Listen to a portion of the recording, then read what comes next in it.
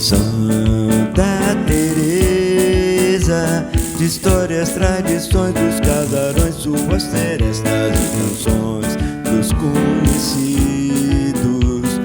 bares, restaurantes, barraquinhas, carnavais e do cinema e a igreja. Eu já publiquei alguns livros, aliás, vários livros sobre o bairro, sobre Belo Horizonte e sobre o bairro de Santa Teresa.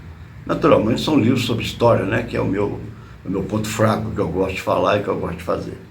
Então hoje eu trouxe aqui para mostrar para vocês alguns livros, aliás, vários livros que eu já publiquei.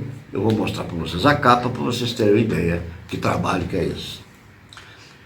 Eu vou começar falando sobre os livros que eu fiz sobre Belo Horizonte.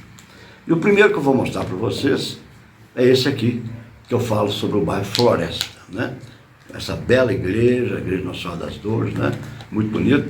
E eu conto a história do bairro, o porquê que chama Floresta e diversos outros assuntos relacionados ao bairro. É um trabalho também de pesquisa que eu fiz, que é muito interessante. Depois eu passo para assuntos de Belo Horizonte. Esse aqui eu falo sobre os transportes coletivos de Belo Horizonte desde o princípio do século XIX, né? Do século XX. Desde 1902, para ser mais exato, com a inauguração das linhas de trólebus, das primeiras linhas de trólebus. E quando eu falo autos, é porque eu falo dos coletivos. O que eram os coletivos? Era o bonde. Depois, em 1923, criou-se a primeira linha de ônibus em Belo Horizonte, que era da firma Ladeira e Raso. Ladeira é um nome conhecido porque... Raso é um nome conhecido porque o Afonso Celso Raso, que foi presidente da América, etc., o avô dele foi um dos fundadores dessa empresa que criou a primeira linha de ônibus em Belo Horizonte, em 1923. Mas existem umas coisas muito interessantes nesse período. O que acontece? Antigamente, até 1925, talvez 28, existiam dentro de Belo Horizonte ainda muitas charretes, né? Era um cavalo e duas pessoas sentadas e levavam aos lugares mais distantes, né? Aos bairros, etc. Só que quando eles iam para poder ir tomar essa charrete, eles não chamavam charrete, era um carro. Então vamos tomar um carro. E muitas das vezes ela tinha um apelido, que era pileca. Então o que eles falavam? Vamos tomar uma pileca. E uma pileca era exatamente essa charretezinha que levava as pessoas para os lugares aqui em Belo Horizonte. Aí também fizemos um outro livro aqui, ó, relativo a transporte coletivo, é o bonde. Eu conto a história do seu Jair, que era um condutor de bondes. Ele trabalhou em quase todas as linhas de bonde naquela época, né? O bonde em Belo Horizonte foi de 1902 a 1963, quando acabou definitivamente todas as linhas de bonde. E o seu Jair trabalhou, ele durante muitos anos trabalhou no bonde, né? Ele era um condutor de bonde, é o que cobrava. O motorneiro dirigia e o seu Jair era o condutor, era o que cobrava. E ele tem casos interessantíssimos, em cada bairro que ele trabalhou, ele contou uma história, e a história está aqui, né? Sempre com um personagem. Outro personagem maravilhoso também é esse aqui, é o da Guarda Civil. A Guarda Civil foi criada em 1909, e o que acontece? Ela acabou em 1969, na época do gasto azul médio, achou por bem acabar. Eu conto a história de um guarda, para poder homenagear toda essa instituição. Essa é uma instituição maravilhosa, né? Ela tomava conta das ruas, de tudo, prestou um grande serviço para a comunidade. Essa fotografia aqui, essa aqui é uma rádio patrulha. O serviço de rádio patrulha foi criado em 1948, junto à Guarda Civil. E umas coisas muito interessantes da Guarda Civil. As ocorrências, que eu consegui, muitas que eu consegui ver, ainda tem no arquivo lá, eram tipo assim, ladrão de galinha, ladrão de roupa nos varais, que os caras, os muros eram baixos, então eles roubavam roupa no varal. Também nós tínhamos aqui perto, tinha o Instituto Raul Soares, e muitas pessoas com problemas mentais fugiam de lá.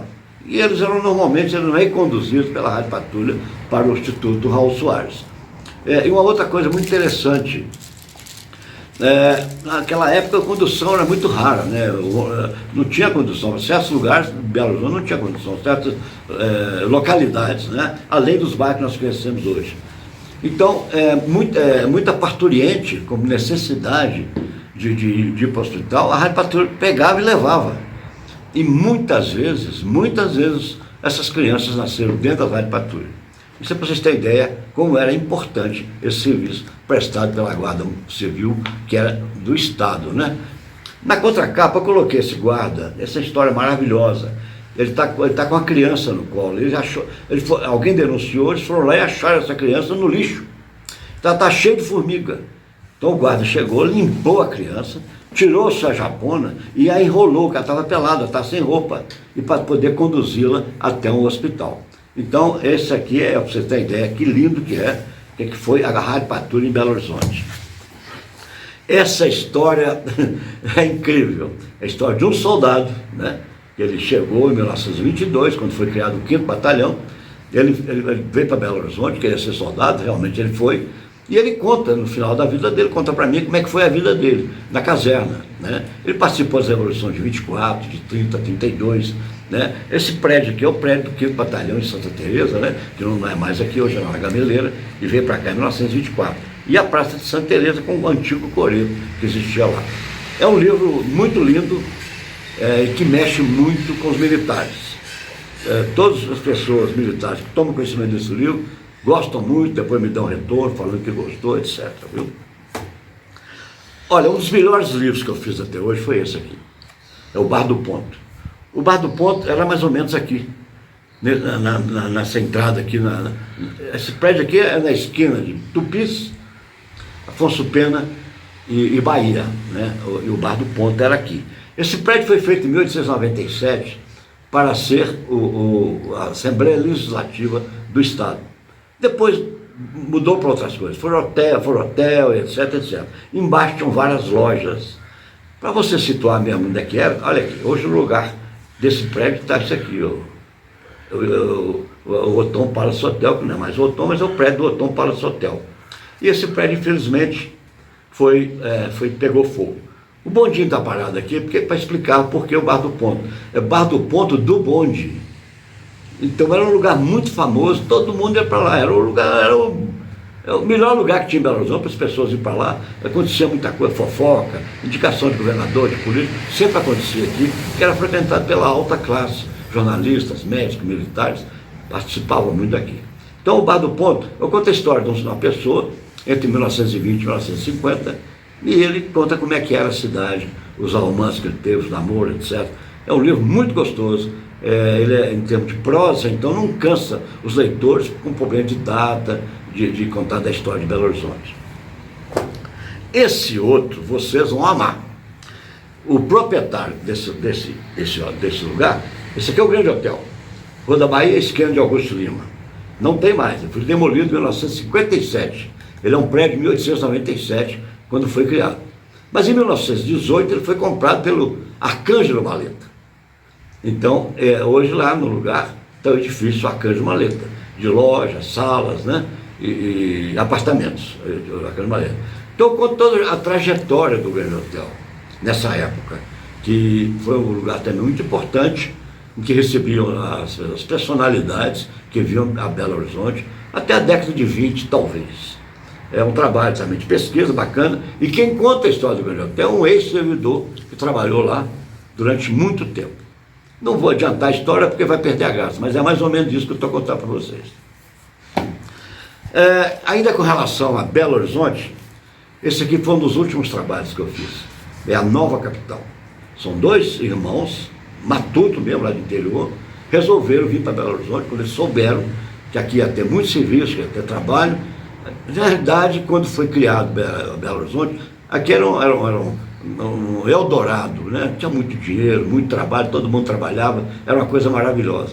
Então, esses dois irmãos vieram para cá em 1894 e ajudaram a construir, participar da comissão construtora. Estiveram ao lado de Arão Reis, que foi o que projetou a cidade, e depois ao lado de Francisco Bicalho, que foi realmente o construtor de Belo Horizonte.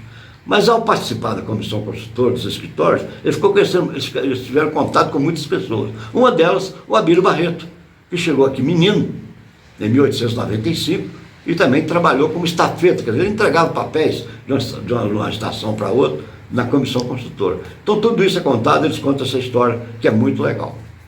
Para, assim, finalizar,